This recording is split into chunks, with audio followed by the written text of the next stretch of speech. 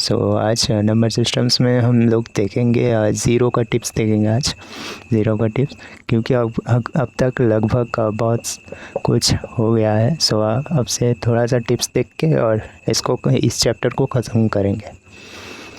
आज ज़ीरो का टिप्स देखते हैं। ज़ीरो को आप देखोगे कि किसी भी नंबर से अगर मल्टीप्लाई किया जाए तो आंसर ज़ीरो ही होता है। ज़ीरो को अगर किसी भी नंबर से मल्टीप्लाई किया जाए तो आंसर ज़ीरो। वहीं आप देखोगे ज़ीरो का अगर नेगेटिव भी किसी नंबर से मल्टीप्लाई किया जाए तो आंसर ज़ीरो। कोई सा भी नंबर, वो नेचुरल हो, होल हो, या कोई सा भी इन्फिनिट नंबर हो, उसका अगर नेगेटिव देकर ही किया जाए ज़ीरो से मल्टीप्लाई तो आंसर ज़ीरो ही आता है।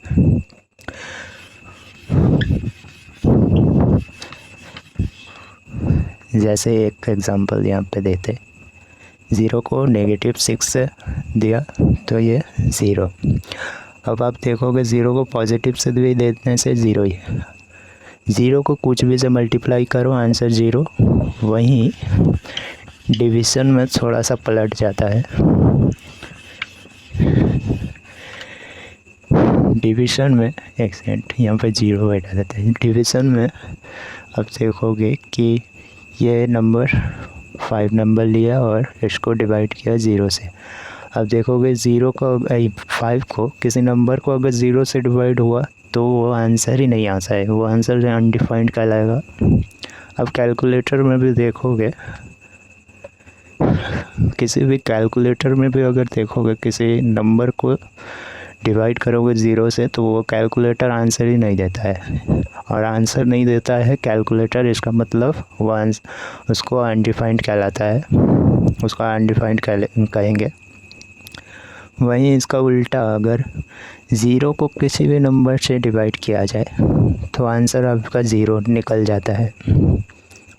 ज़ीरो को अगर किसी नंबर से ज़ीरो कोई किसी नंबर से अगर डिवाइड किया जाए तो आंसर ज़ीरो होता है। वहीं उसका उल्टा, अगर किसी नंबर को ज़ीरो से डिवाइड किया जाता है तो वह आंसर ही नहीं निकलता है, और आंसर नहीं निकलता है इसका मतलब उसको अनडिफाइंड कहते हैं। कैलकुलेटर ऐसा कहता है कि कुछ भी आंसर शो नहीं करता है, और आंसर शो नहीं करने का मतलब आप समझ जाइए कि वो अनडिफाइंड है।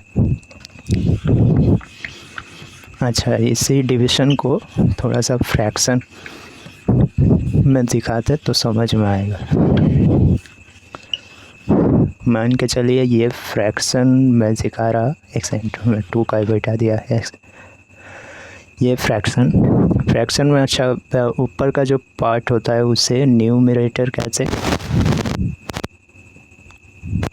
ऊपर का फ्रैक्शन का ऊपर का पार्ट को न्यूमरेटर और नीचे का पार्ट को डिनोमिनेटर।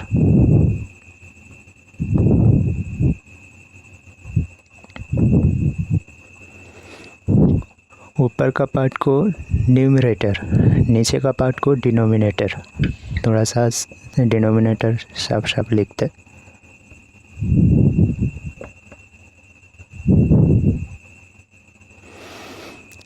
फ्रैक्शन का, किसी भी फ्रैक्शन का कोई सा भी नंबर हो, कुछ भी हो, बस उसे फ्रैक्शन में अगर लिखा जाए तो ऊपर का पार्ट आप देखोगे न्यूमरेटर कहलाएगा और नीचे का डिनोमिनेटर।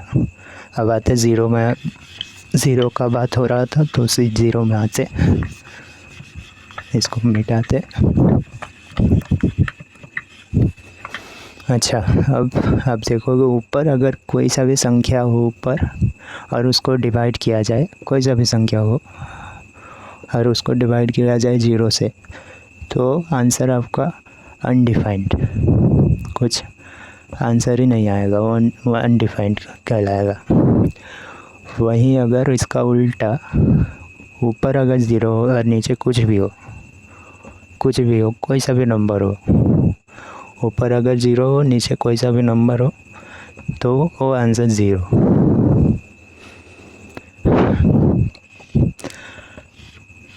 अब मान के चलिए कि न्यूमरेटर में ही, अगर मान के चलिए न्यूमरेटर में ही अगर ज़ीरो बैठा दिया, न्यूमरेटर में भी ज़ीरो और डिनोमिनेटर में भी 0।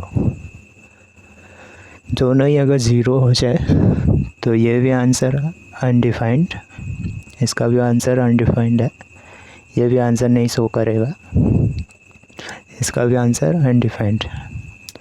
दो ही अगर 0 हो जाए, न्यूमरेटर एक और डिनोमिनेटर एक, दोनों ही अगर 0 हो जाए तो आंसर उसका अनडिफाइंड। ये मैंने फ्रैक्शन का पार्ट बताया, फ्रैक्शन से थोड़ा समझाया डिवीज़न को। ये 0, ये 0, ये अनडिफाइंड, कुछ आंसर ही नहीं देगा। अब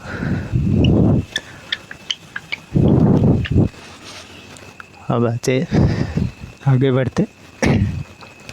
0 का अगर बन के चलिए कोई सा भी पावर, कोई कुछ भी नंबर होगा 0 का, अगर 610 पावर बैठा दिया 0 का पावर 610, तो आप देखोगे 0 को 610 बार गुना करते जाते हुए तो बोर्ड ही भर जाएगा यहाँ पे, फिर भी उतना नहीं जाएंगे, थोड़ा सा एग्जांपल दे जाते।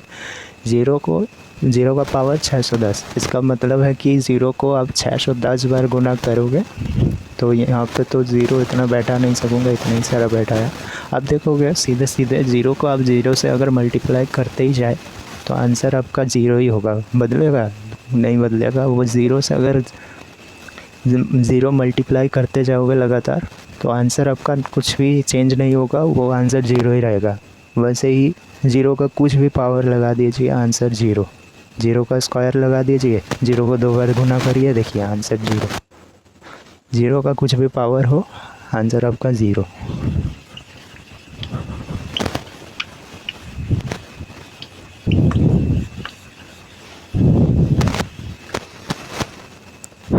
अब आज से कोई सा भी नंबर का अगर पावर 0 हो तब यहाँ पे आपको ध्यान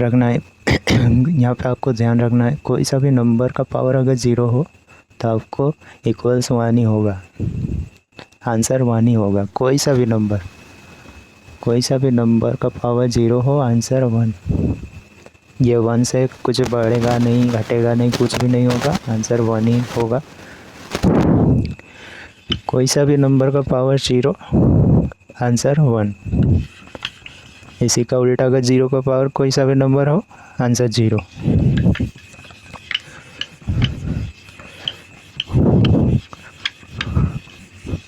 अच्छा, 0 का पावर अगर 0 होगा, 0 का पावर अगर 0 हो तो आंसर आपका अनडिफाइंड।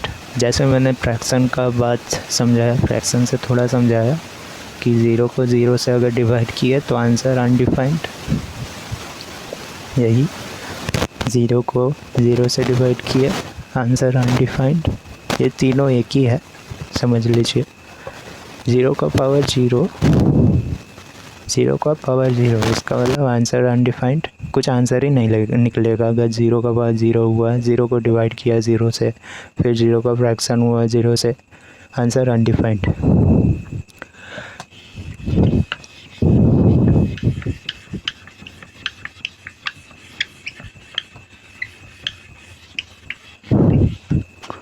अच्छा, और एक मल्टीप्लाई का मैंने बताया। 0 को अगर किसी भी नेगेटिव में, वो नेगेटिव का डिजिट थोड़ा ज़्यादा ही हो, 1 हो, 2 हो, 3 हो, 4 हो, कोई सा भी कितना भी डिजिट हो, थोड़ा सा मैक्सिमम डिजिट भी हो और वो नेगेटिव में हो तो आंसर 0।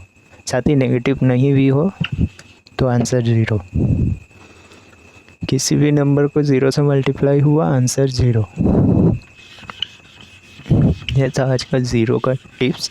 अब तक लगभग नंबर सिस्टम्स का चैप्टर ख़त्म होने आ रहा है। नंबर सिस्टम्स का बहुत कुछ सिखा दिया।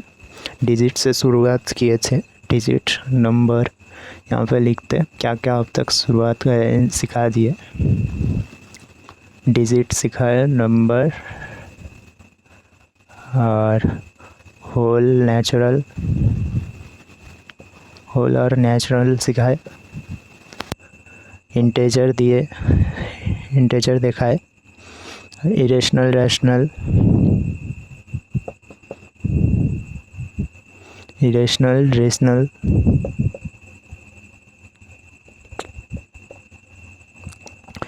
इरेशनल, रेशनल और consecutive compound, consecutive compound number,